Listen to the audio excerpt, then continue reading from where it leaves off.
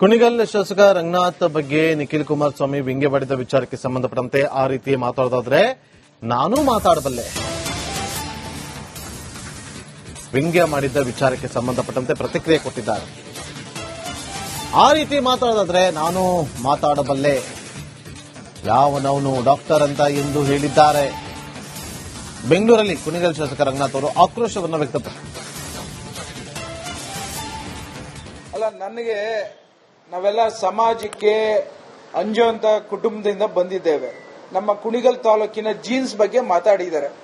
ನಾನು ಇವತ್ತಿನ ದಿನ ದೇವೇಗೌಡರ ಬಗ್ಗೆ ಅಪಾರವಾದಂತ ಗೌರವ ಇಟ್ಕೊಂಡು ಬಂದಿರೋರು ನಾವೆಲ್ಲ ಚಿಕ್ಕದ್ರಿಂದ ದೇವೇಗೌಡರು ಒಂದೊಂದು ಹೋರಾಟನೂ ಬಹಳಷ್ಟು ಪ್ರಶಂಸೆಯಲ್ಲಿ ನಮ್ಮವರು ಹೋರಾಟ ಮಾಡ್ತಿದ್ದಾರೆ. ಪ್ರಧಾನಮಂತ್ರಿ ಆಗಿದ್ರು, ರೆಡ್ ಫ್ಲಾಗ್ ಅಲ್ಲಿ ಆಯಿಸ್ಟ್ ಮಾಡಿದ್ರು ಫ್ಲಾಗ್ ಅಂತ ಹೇಳ್ಕೊಂಡ್ ಬಂದಿರೋದು.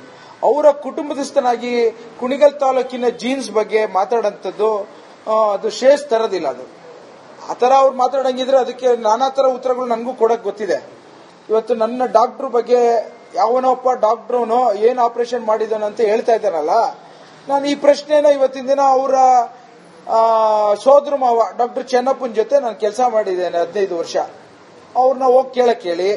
ಆಮೇಲೆ ವಿದ್ಯಾಭ್ಯಾಸ ನಮ್ಮ ತಂದೆಯವರು ಇವತ್ತು ನಮ್ಮ ಜೀನ್ಸ್ ಬಗ್ಗೆ ಮಾತನಾಡ್ತಾರೆ.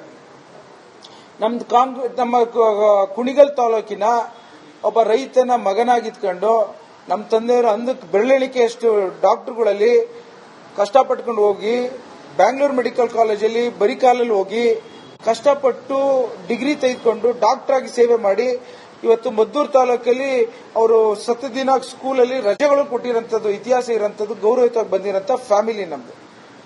ನಾವೇನು ಚೀಫ್ ಮಿನಿಸ್ಟರ್ ಮಕ್ಕಳಲ್ಲ, ಇಲ್ಲ ಮಾಜಿ ಪ್ರಧಾನಮಂತ್ರಿಗಳು ಮೊಮ್ಮಕ್ಕಳುಗಳಲ್ಲ.